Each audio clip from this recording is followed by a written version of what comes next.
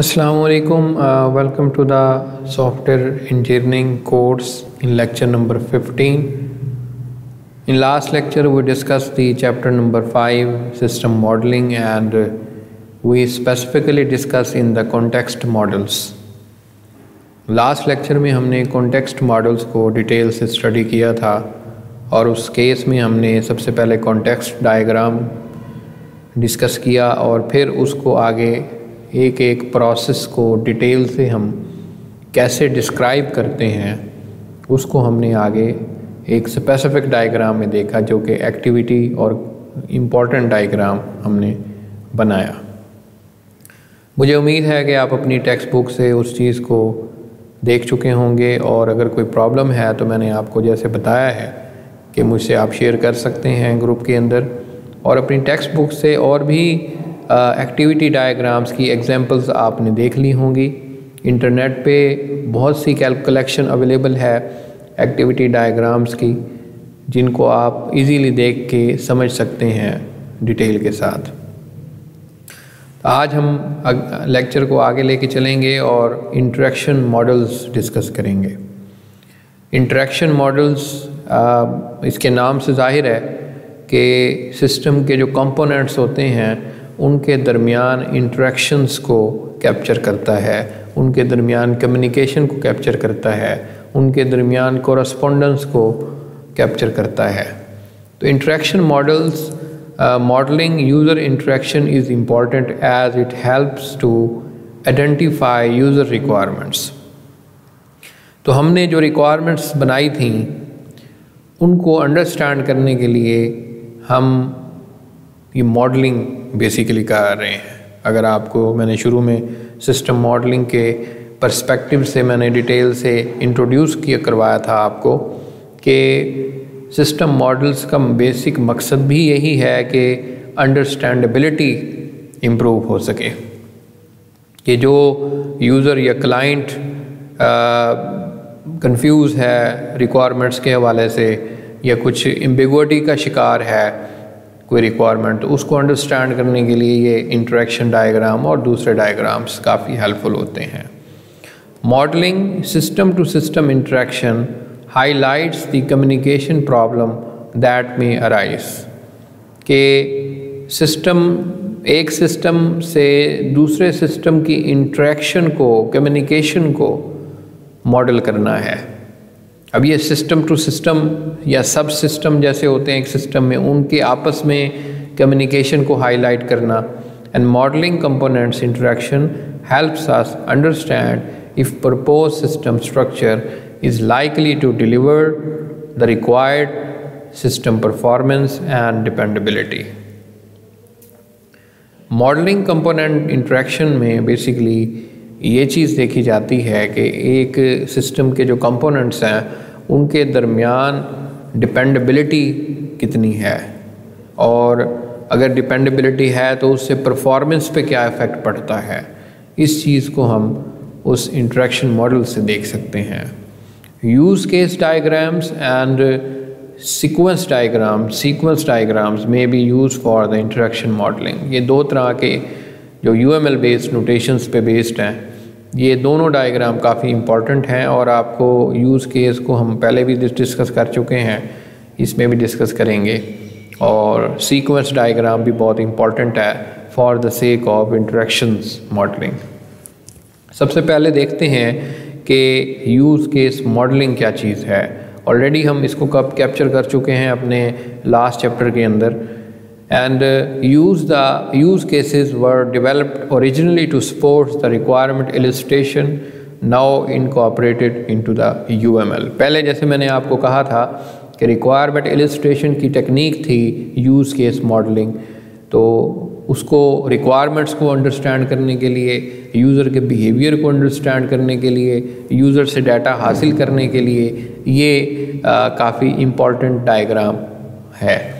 लेकिन बाद में इसको सिस्टम की इंटरेक्शंस के लिए या सिस्टम और यूज़र की इंटरेक्शंस के लिए या मुख्तलिफ सिस्टम की आपस में इंटरेक्शन के लिए भी यूज़ किया गया। और जैसे मैंने आपको कहा है कि that is the UML based design. Each use case represent a discrete task that involve external interaction with the system. Use case basically एक टास्क को, यानी डिस्क्रीट टास्क, एक अलग इंडिविजुअल टास्क को रिप्रेजेंट करती है जो कि सिस्टम से बाहर इंटरेक्शन को शो करेगी, यानी सिस्टम की बाउंड्री से बाहर कौन शख्स या कौन एक्टर या कौन सा सिस्टम इस यूज़ केस से इंटरेक्ट कर रहा है, इस चीज़ को हम कैप्चर करते हैं। Actor in the use case में बी पीपल और अदर सिस्टम। जैसे मैंने आपको कहा है कि जो बाहर एक्टर्स होंगे सिस्टम के, वो कोई पर्सन भी हो सकता है, वो कोई और सिस्टम भी हो सकता है, सिस्टम का कोई कंपोनेंट भी हो सकता है। Represented diagrammatically to provide an overview of the use case in the more detailed textual form. तो बेसिकली डायग्रामेटिकल चीज़ जो है वो दिखाई जाती है। अब वही हमारा जो मेंट केयर सिस्टम है जो हम यूज़ कर रहे हैं पहले दिन से, उसको हम यहाँ पे यूज़ केस, एक शॉर्ट सा यूज़ केस बना के देखते हैं। तो बेसिकली यहाँ पे दो एक्टर हैं। एक्टर को हम इस सिंबल से शो करते हैं। इसकी जो नोटेशन है हम ऑलरेडी लास्ट चैप्टर में भी देख चुके हैं, दोबारा भी देख लें। यहाँ पे ये यूज़ केस को हम इस सर्कल से शो करते हैं और ये भी एक्टर है दोनों साइडों पे। तो मेडिकल रिसेप्शनिस्ट जो है वो डाटा ट्रांसफ़र करती है किस में, पेशेंट रिकॉर्ड सिस्टम में। अब देखें, एक तरफ तो पर्सन है, दूसरी तरफ जो एक्टर है वो सिस्टम है। तो ये आपको, जैसे मैंने कहा है कि यूज़ केस में आप दोनों चीज़ें शो कर सकते हैं। इसी यूज़ केस को, हर यूज़ केस के लिए एक टेबुलर डिस्क्रिप्शन भी दी जाती है। ये बेसिकली एक टेक्सचुअल फॉर्म होती है और वो आपकी डायग्रामेटिकल फॉर्म होती है, दोनों बनाई जाती हैं।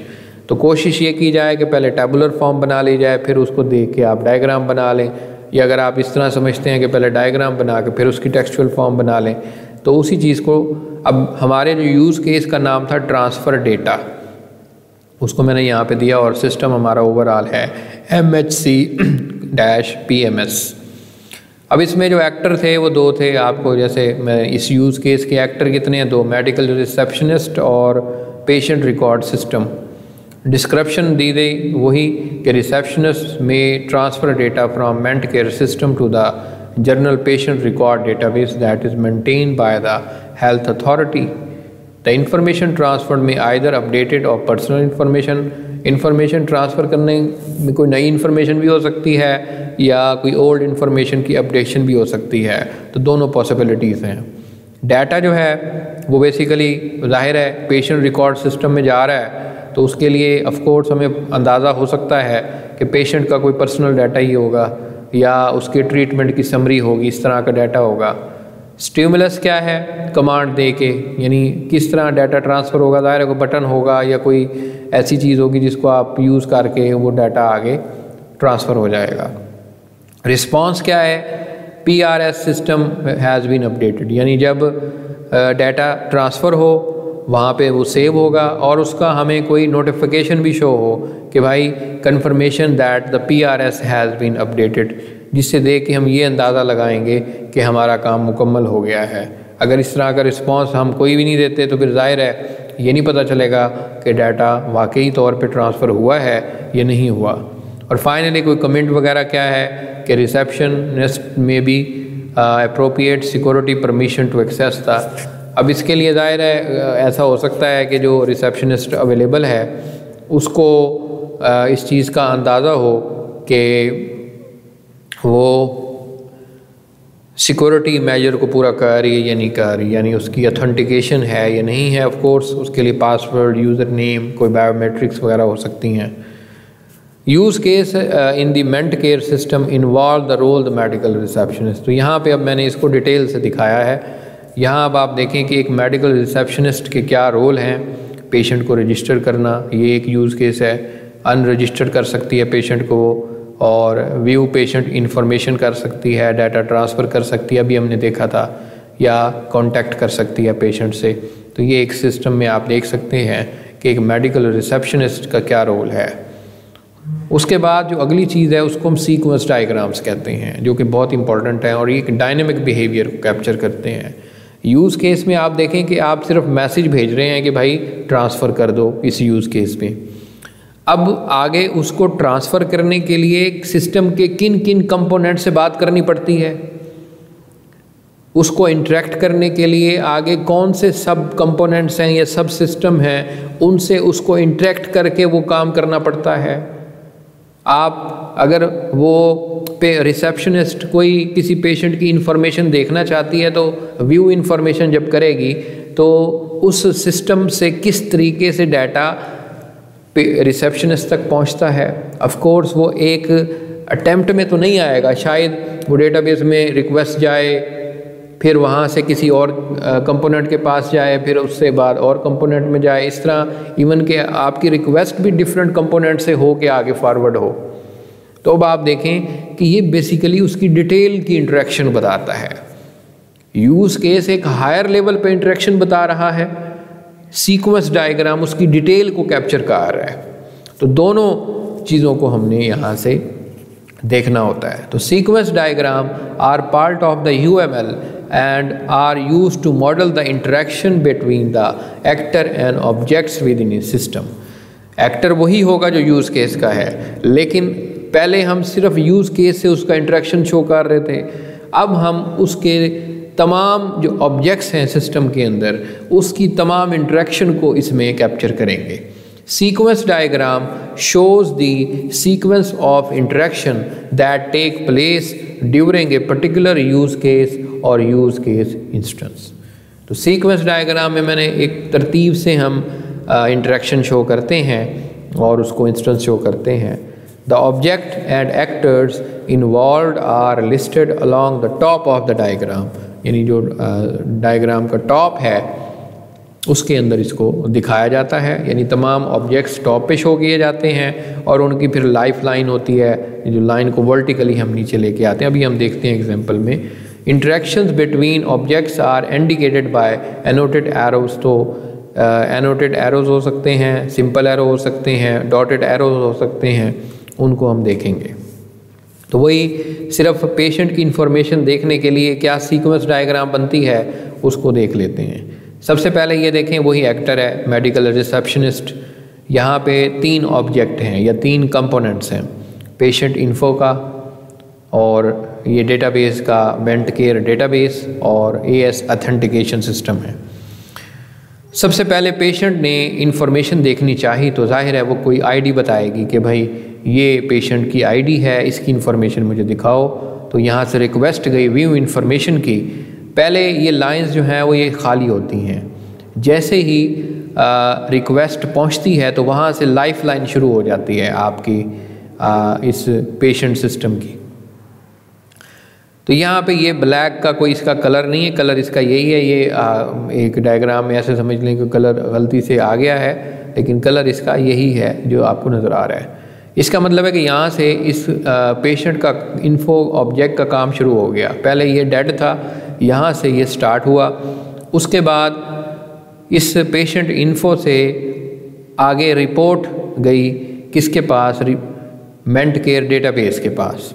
इसको हम 3 चीज़ें भिजवा रहे हैं। एक तो यूज़र का ID, यानी ये जो इसका ID है, किस यूज़र से रिक्वेस्ट आई, किस पेशेंट से रिक्वेस्ट आई, पेशेंट ID कौन सा है, और कुछ और रूडिमेंट्री इन्फॉर्मेशन हो सकती है। ये सारी चीज़ गई DB के पास। अब देखें कि इसकी जो लाइफ लाइन शुरू हुई है वो यहाँ से हुई है, इससे पहले ये खामोश था, यहाँ से शुरू हुई है क्योंकि इसको मैसेज यहाँ पे गया है। ये चीज़ बड़ी इंपॉर्टेंट है।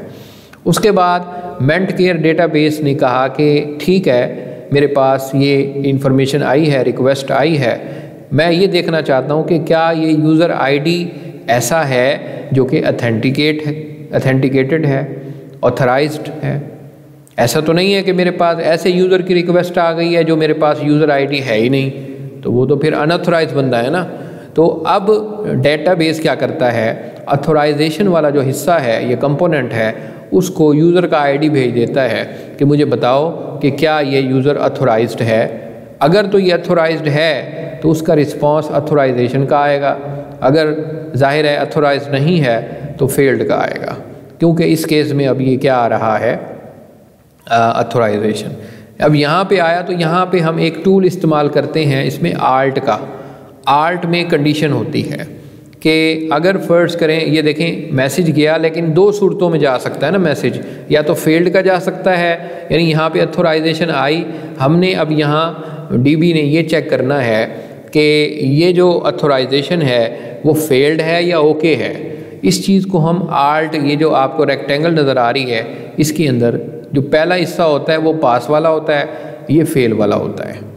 तो कहने का मतलब ये है कि अगर ऑथोराइजेशन मेरे को मिली, यहाँ पे डीबी ने चेक किया कि वो अगर पास है, ऑथोराइजेशन ओके है, तो पेशेंट की इंफॉर्मेशन पेशेंट इन्फो में भेज दी जाएगी और फिर आगे मेडिकल रिसेप्शनिस्ट को भेज दी जाएगी।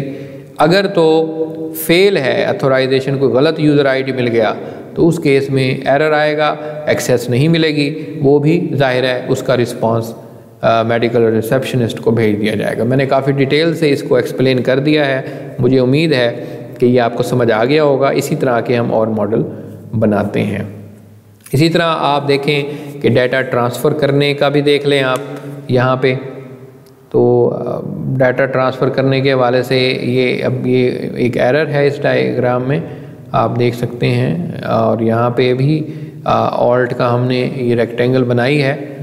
बेसिकली मैं यहाँ से इंफॉर्मेशन जा रही है कि ट्रांसफ़र डाटा की भाई इंफॉर्मेशन अपडेट करो, और अगेन पेशेंट इन्फो के पास वो इंफॉर्मेशन गई है, डेटाबेस वाला है हमारा ऑब्जेक्ट।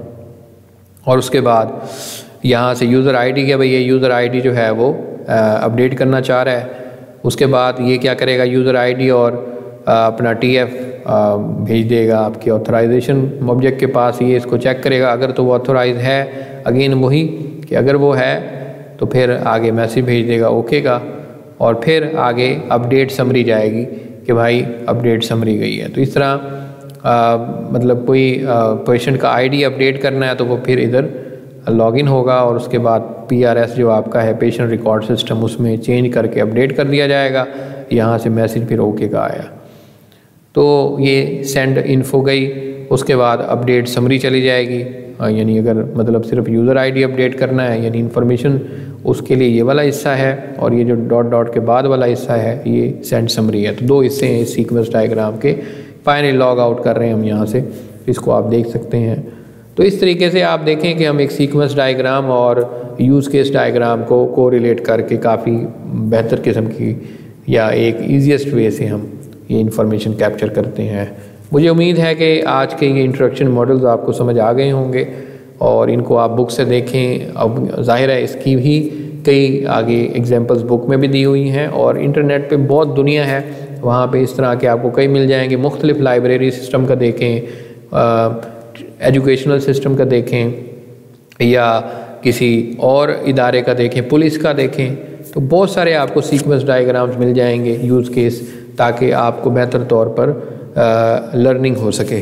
तो आज का लेक्चर मैं यहीं पे ख़त्म करूँगा। अगले लेक्चर से हम यहीं से आगे दूसरी टाइप्स के मॉडल्स को डिस्कस करेंगे।